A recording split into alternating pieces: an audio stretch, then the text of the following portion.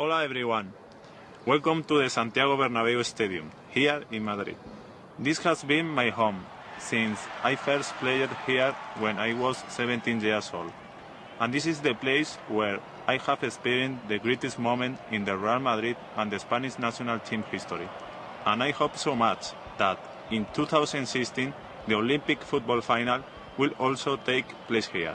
We have experience, we have the infrastructure, and of course, we have lots of passion for football and sport in this stadium and all the venues.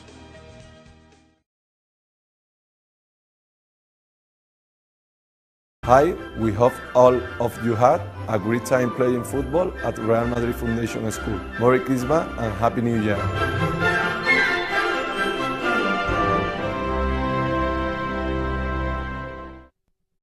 I'm old.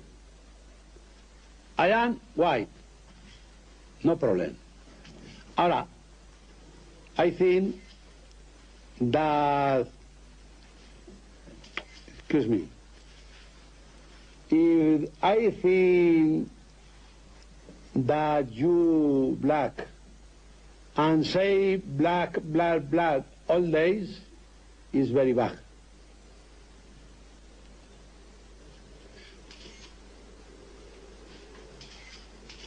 The color no is problem for man.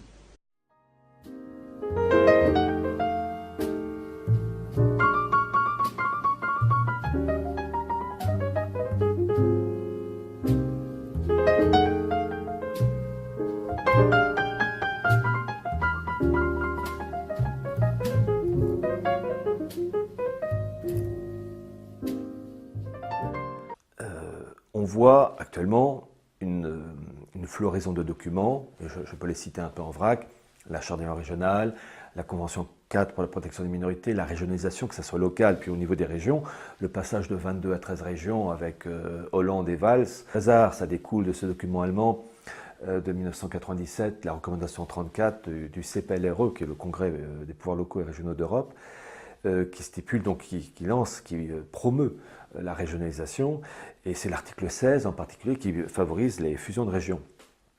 Le fait que ce sont les autorités allemandes qui ont décidé de mettre en place, je cite, une Europe à structure fédérale en 1987. Et quand je dis les élites politiques allemandes, c'était tous les ministres-présidents de Bavière, de Saxe, etc., en liaison avec le gouvernement allemand de l'époque pour préparer Maastricht.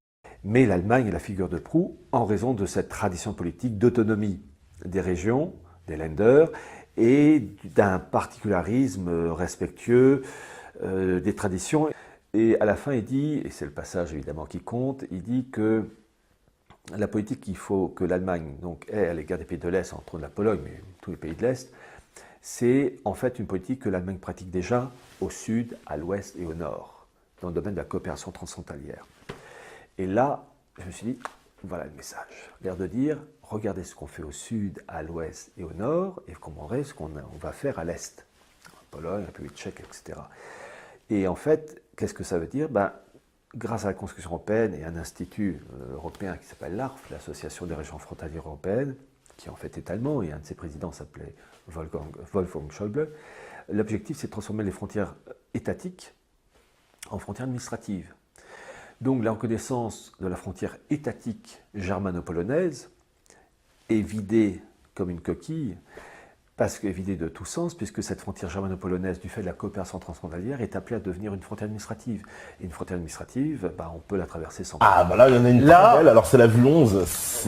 Voilà, la coopération transfrontalière entre la France ou l'Espagne, où vous avez des régions côté français qui émergent, Midi-Pyrénées, Languedoc-Roussillon, et côté espagnol, les îles Baléares, la Catalogne et Aragon. Alors je crois que Aragon a été un peu rejeté un peu dans l'histoire, mais enfin il y a toujours cette entité, Pyrénées-Méditerranée, donc c'est un département à l'échelle d'un continent, artificielle. Il n'y a jamais eu de principauté de Pyrénées-Méditerranée, ça n'a jamais existé.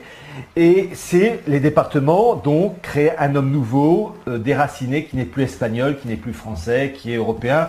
C'est ça qui permet de tordre le cou aux racines, aux traditions, etc. et à l'identité française comme à l'identité espagnole. Donc, il faut bien comprendre la logique du système. Primauté donnée aux régions dans le domaine politique, économique, etc., fiscal, administratif. Linguistique, quand il y a des langues particulières, là, ce sont les groupes ethniques. Disparition des frontières, qui s'en occupe, un institut européen, il s'appelle comment? L'ARF, qui, je vous dis, a été donc fondé par les Allemands et qui, d'ailleurs, parmi les Allemands, parmi les dirigeants allemands, il y avait un type très connu qui fait partie du gouvernement Merkel, qui était le ministre des Finances du gouvernement Merkel, qui s'appelait Wolfgang Schäuble. Schäuble a été le patron de l'ARF. Donc, pour vous dire que l'ARF, c'est pas une assemblée de Boy Scouts, c'est, jusqu'aux années 90 à peu près, donc l'administration, l'encadrement était purement germanique pour l'ARF, et pour la première fois dans les années 90, ça a été un non-allemand qui a dirigé l'ARF. Un Espagnol, on grade le mot espagnol, cet homme s'appelait Joan Valve, en fait, c'est un Catalan. Et donc, en tant que Catalan, il est très intéressé à voir la frontière catalane, Barcelone, avec le Roussillon français devenir une frontière administrative, car avec l'euro-région, on réunit les deux entités en un seul bloc, et comme il dit lui-même, faire disparaître le traité des Pyrénées de 1650.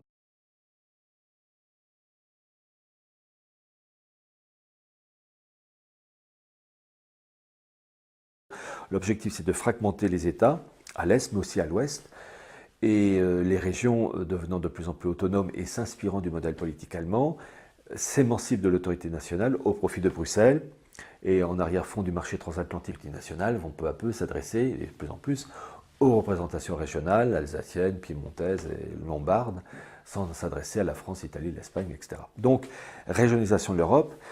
Et c'est un modèle donc, qui se diffuse et partout, à l'est comme à l'ouest. Ça va se passer dans quelques mois en septembre 2015 avec la Catalogne, qui organise, je crois que c'est le 27 septembre, des élections régionales. En fait, c'est un référendum déguisé. Ça sera peut-être comme pour l'Écosse, trop tôt. Peut-être le fruit est assez mûr, mais en fait, on voit que le projet, le principe allemand qui s'est diffusé dans le corps européen, produit des fruits plus ou moins mûrs, qui vont tôt ou tard se détacher du corps des États français, espagnols, etc. C'est une affaire de temps. On peut prévoir quasiment tout. À partir du moment où on a des documents, on ne peut pas prévoir la vitesse d'exécution. Donc pour septembre 2015, peut-être que effectivement, ça va être le début de l'indépendance catalane. Peut-être qu'on dira, comme pour le cas écossais, le non à l'indépendance va l'emporter de peu. Dans ce cas-là, on pourra dire, attendez 2, 3, 4, 5 ans, 10 ans, et revenez, là, ça sera bon. Mais on voit que ça y est, le projet est lancé. Vous avez eu un référendum par Internet pour Venise. Là aussi, la Sérénissime. Bon, donc on voit que le projet est lancé. La fragmentation, elle est assurée. L'Union européenne, on peut établir ce parallèle. D'ailleurs, je l'ai fait dans une note de bas de page. On peut établir ce parallèle avec la situation du XIXe siècle où la Prusse a imposé son modèle aux autres royaumes-duchés, Saxe, Bavière, etc., non pas au nom de la Prusse, mais au nom du jeune État allemand en préparation qui va avoir le jour en janvier 1871 avec Bismarck. Et la Prusse a pu le faire parce qu'elle était économiquement et démographiquement la plus puissante. Eh bien, imaginez la même chose mais à une échelle plus grande.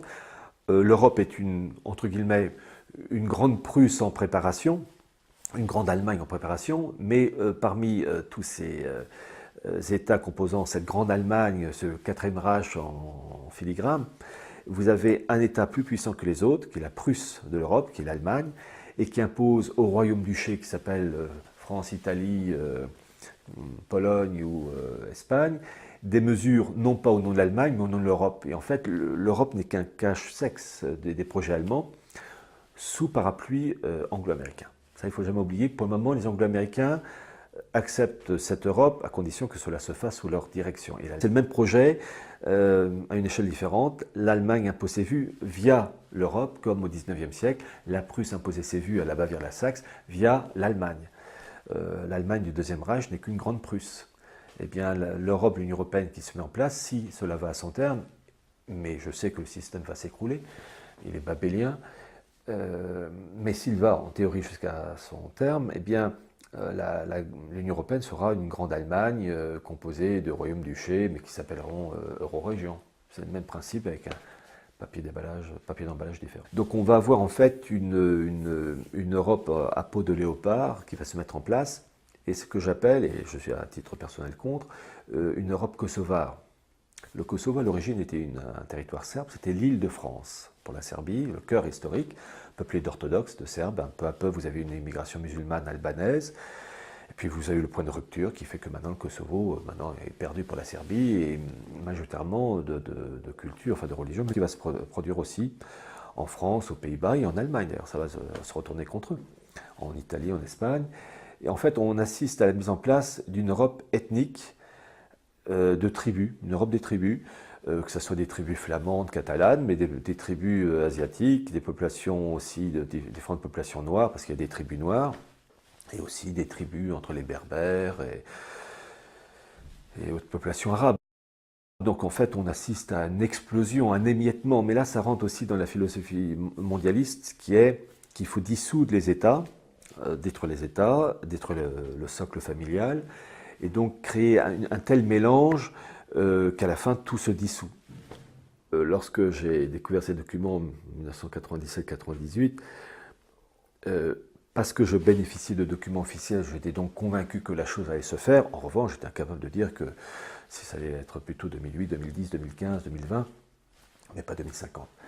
Donc, en fait, on observe Là, on est en 2015, mars 2015, là, on voit que quand même les choses s'accélèrent.